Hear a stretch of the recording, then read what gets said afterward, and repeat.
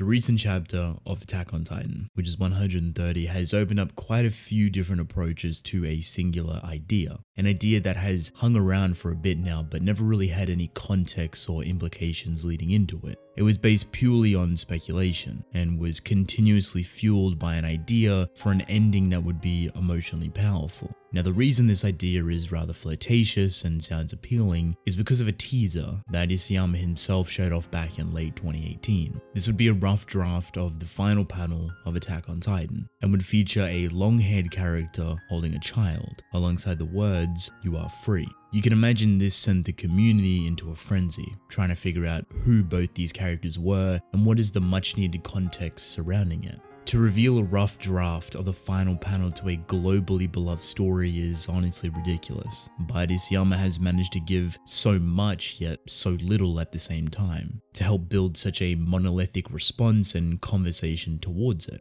So over the year and a half that we've known about this final panel, we have progressed beautifully through the narrative, and over time the context we need for it slowly starts to reveal itself. The two biggest contextualized points would be Historia being pregnant and the loose implications that Eren may potentially be the father, which stem from chapter 130. Straight away, a lot of people don't like how this sounds, whether it's because they don't agree with it, they don't ship it, or just genuinely don't see the correlation, which is perfectly fine. So what I'm going to try and do is build upon it, try to make it more believable, how it could work within the story and what it means for Eren and the finale of Attack on Titan.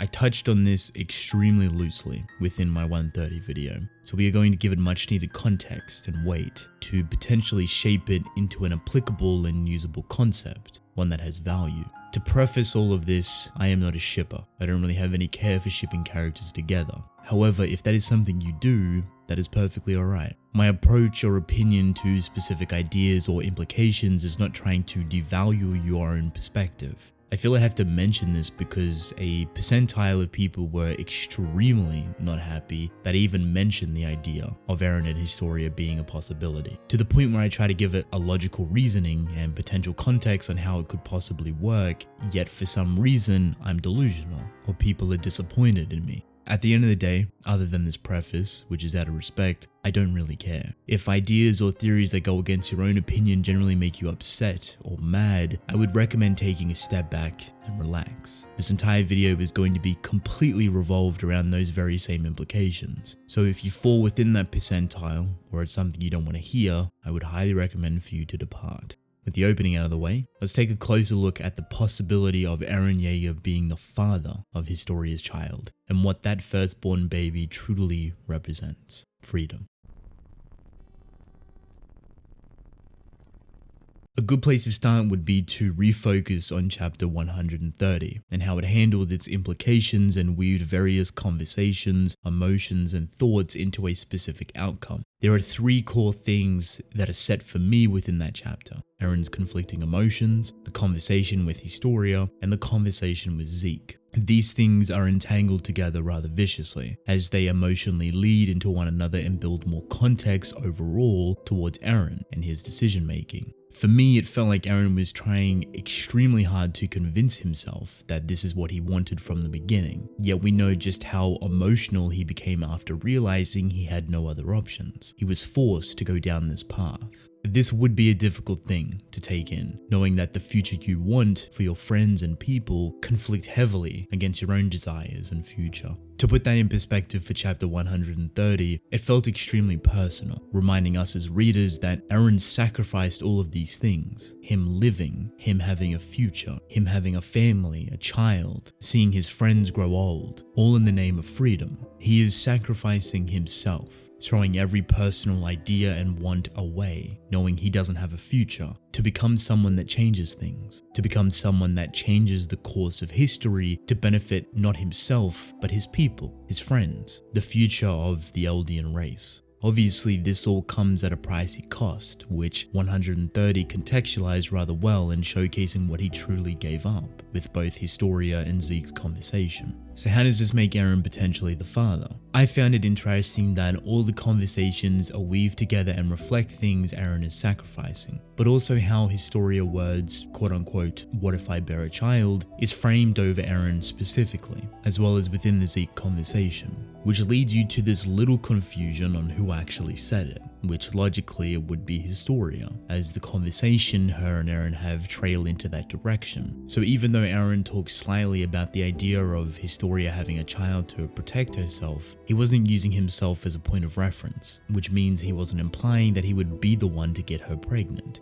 But Historia jumps into that conclusion of bearing a child, asking what would actually happen if she did, to Eren. If you use this to fuel everything, and the idea of Eren leaving something behind, allowing himself to have one thing that's pure within the world, and is born into freedom, something personal to him, wouldn't it be really powerful for that child to be his, and not some random farmer that has no correlation to the story whatsoever? Now, when you try and balance them out like that, it's rather unfair. One is a random father that means nothing and relies on what the child already symbolizes for the future and the new world. A child born into freedom without the Titan curse. The other is Eren Jaeger, someone filled with so much hatred and revenge, seeking freedom at the cost of himself and his own personal desires, to potentially have his daughter be the first child to enter the new world completely free. To me, that just adds even more meaning to it all. So when you get to that final panel of a long-haired person holding a child saying you are free, you get an emotionally powerful goodbye to Attack on Titan's story, with Eren seeing that his child is free from both the Titan curse and hatred that he himself sacrificed to abolish. For me, this incorporates every meaning and emotion that Attack on Titan has been showcasing, the heart of its story, the heart of Eren Jaeger. But how do we get there? What type of ending would lead into a direction like this that frames the final panel in that specific light? The Fall of Eren Jaeger. Everything I've talked about so far is built upon my perceived potential ending for Attack on Titan, and obviously a lot of things can be moved around and changed to fit specific outcomes. I've been stuck on the idea that Eren Jaeger is not going to destroy the entire world, or even live by the end of the story, and you're probably wondering, well, how does he hold that child if that's actually him? I'll get to that. A big thing that comes into this conversation is how much does Eren truly have to destroy to allow his people to be free? The hatred and history will always be there if portions of the world is left untouched. This is the most realistic outcome in my mind, as hatred backed and fueled by history isn't just forgotten, it doesn't just disappear. What you can hope to do, however, is learn from it, be better, be progressive, to not allow such disgusting ideals and hatred to perpetuate and control society and the people within it. You want to abolish it completely. No one wants to live within that fear and hatred that spanned from generations ago.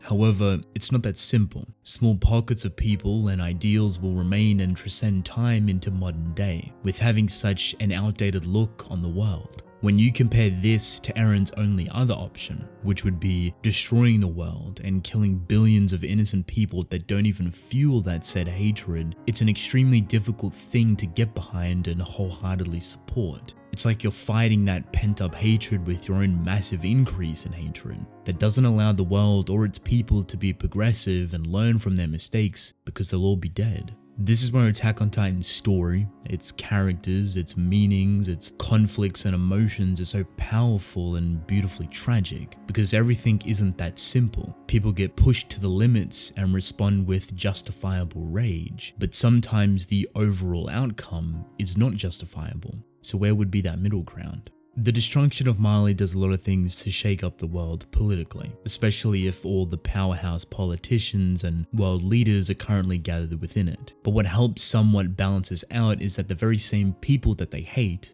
Eldians, are working together with Malians to take out such a massive threat to the entirety of the world. This leads directly into the idea that a big portion of Mali will most likely get destroyed by Eren, but could eventually be stopped by the same people he's close to, whether it be by force, however that would work, or by convincing him to stop and implement a different alternative revolving around the powers of the founding Titan. This could be along the lines of stopping and recalling all the Titans, destroying the curse and Titan serum, reverting the remaining Titans back into humans even, and Eren disappearing from the human world and going back into Ymir's realm or the Titan realm, so no one could use the Titan abilities ever again. Eren could watch over everything by holding all the power, but it comes at the cost of his life and his own freedom. Yet I've always found it interesting that every Titan shifter to go into that same realm viewed it as freedom itself. With Eren out of the picture and stopped, thanks to Eldians and Marlians working together to save the entirety of the world to take out a common enemy, the possibility for reform and change from this could be a powerful thing. As much as people may not like this idea, it's something that's understandable and works. It removes the prominent point of hatred around the Titans and its curse, and pushes it into the realm of a progressive and free future.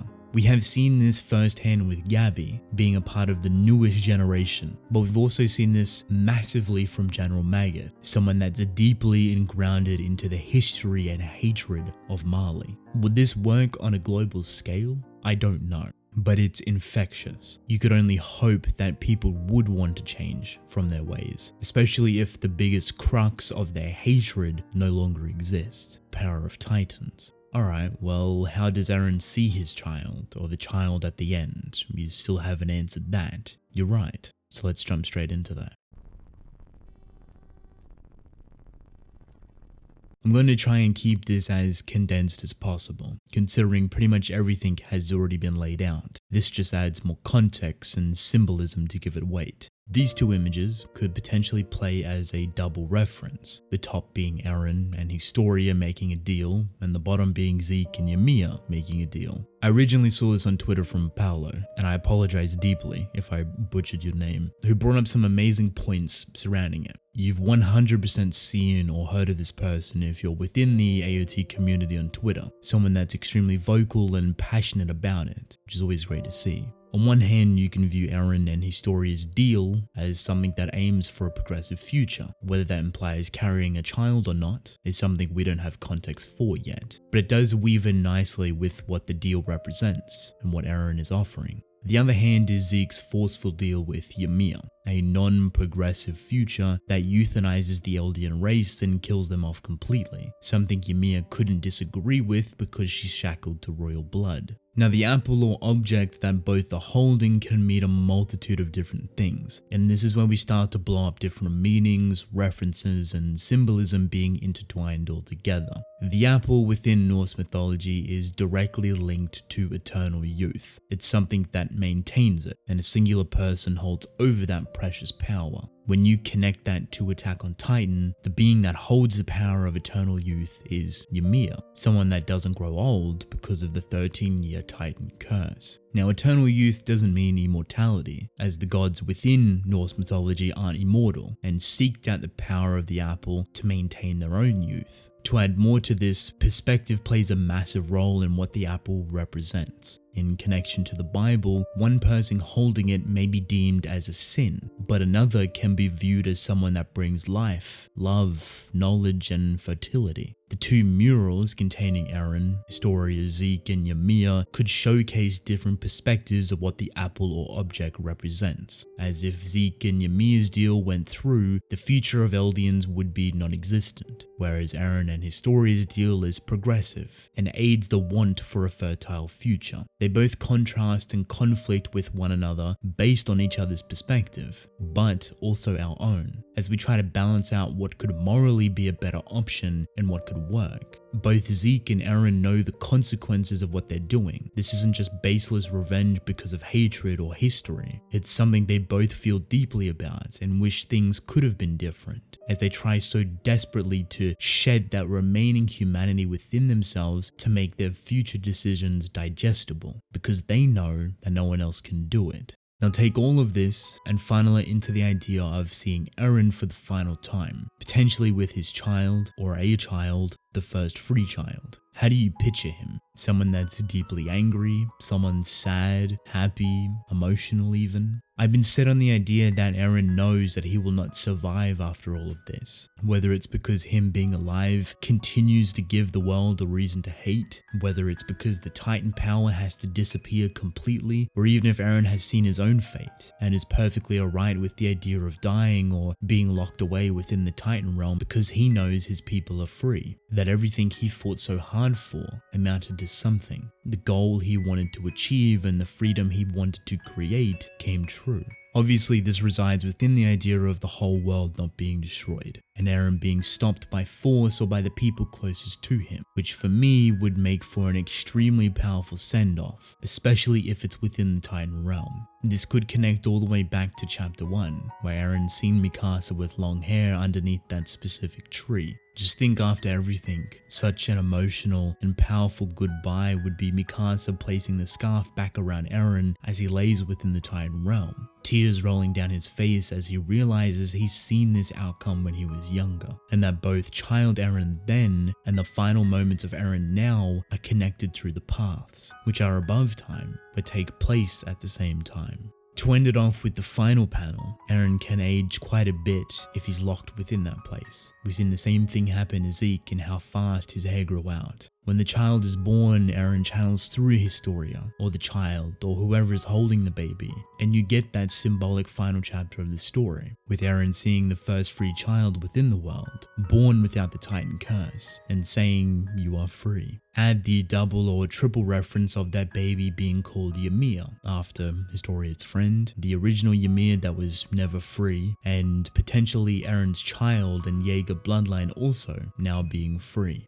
With the right context, it could work as a heartfelt and beautiful send-off for such an incredible story. Obviously, this sits on one side of the idea that Eren won't destroy the world, so there's a whole new realm of ideas and context that can just as easily work with the other side, with the destruction of the globe. I feel I've harped on for way too long, so I hope I was able to get some of this information across in a digestible way. Just know I'm open to pretty much anything happening at this point, as I'm extremely excited to see how Isayama ends this journey. I also expect a lot of people to absolutely hate or despise this idea with a passion, which is perfectly fine. At the end of the day, we all want the same thing, a powerful send-off to such a monumental story that will never be forgotten, and leaves behind such a Goliath legacy. A cult classic.